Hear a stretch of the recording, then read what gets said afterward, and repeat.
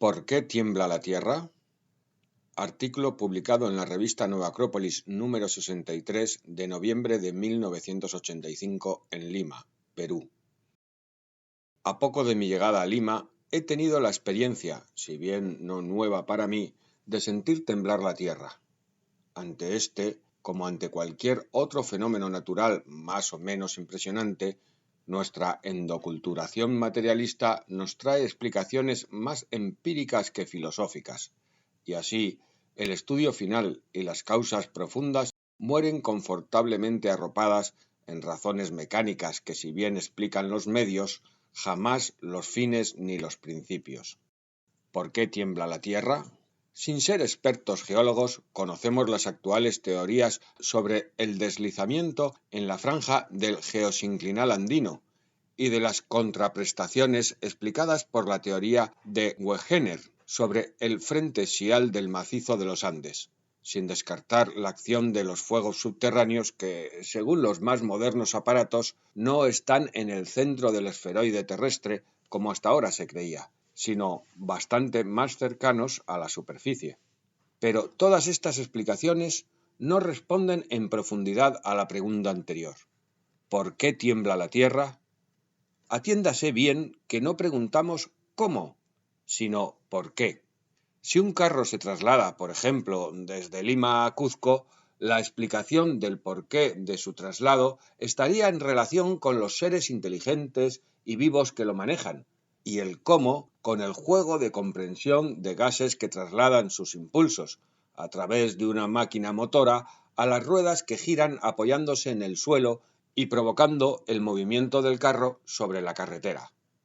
Así, la segunda explicación, puramente mecánica, es cierta y explica lo estrictamente mecánico, pero no basta para solucionar el problema de por qué va ese carro de Lima a Cuzco y no a Callao o a Nazca o a cualquier otra parte.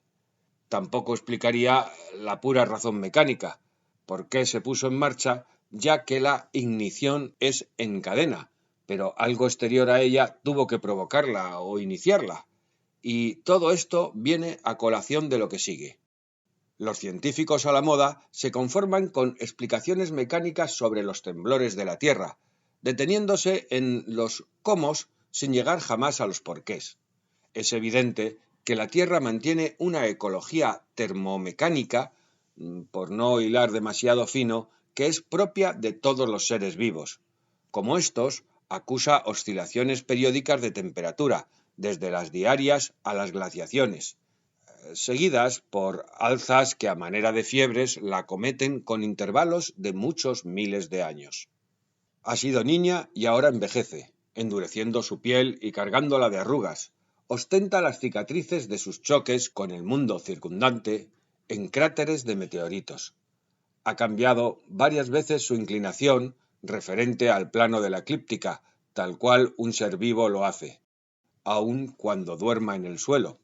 La Tierra, para los filósofos platónicos y neoplatónicos, fue siempre definida como un macrobios, o sea, como una gran unidad viviente, semejante a un animal.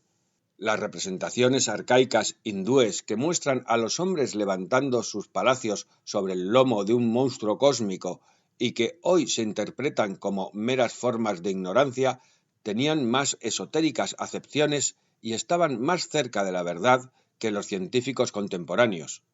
La Tierra es un ser vivo. Nuestro planeta se estremece, sufre enfermedades, envejece y un día morirá. Su cadáver se desmenuzará en polvo cósmico, tal cual el cuerpo de cualquier otro ser vivo lo hace sobre el polvo terrestre. Como en los intersticios de nuestra piel portamos millones de microbios. Así nos lleva la madre Tierra sobre la piel de sus escudos continentales. Paralelo no significa identidad, semejanza no es igualdad. Nos adelantamos a las críticas aceptando desde ya las diferencias que nuestros ejemplos contienen, pero como filósofos pedimos que se medite, asimismo, sobre las semejanzas. Y pedimos que se medite no por un simple afán especulativo y sensacionalista, sino porque el entender y percibir que la Tierra es un ser vivo nos llevará inexorablemente a una cosmovisión diferente, aclarándose para nosotros muchos enigmas, confortándose nuestros corazones al percibir que no somos simples casualidades, viviendo porque sí en una roca muerta que gira estúpidamente en el vacío inerte, sino seres humanos, en el mejor sentido de la palabra, enlazados por leyes de causa y efecto a nosotros mismos, a nuestros semejantes y a todos los seres que habitan el universo, tengan la forma y dimensiones que tengan. Y la Tierra es uno de ellos, un ser vivo, del cual nos alimentamos y en el cual vivimos, un compañero de viaje, finalmente, en este aventurero andar de los caminos del tiempo y del espacio, al que debemos cuidar de no envenenar con nuestros detritus artificiales y contaminantes, pues la suerte de la humanidad, por muchos miles de años, está aún ligada a la suerte de la Tierra, y porque debemos respetar y no destruir inútilmente ninguna forma de vida, sea un planeta o una hormiga. ¿Por qué tiembla la Tierra? Por lo mismo que, ocasionalmente, tiemblas tú, lector. La Tierra es un ser vivo.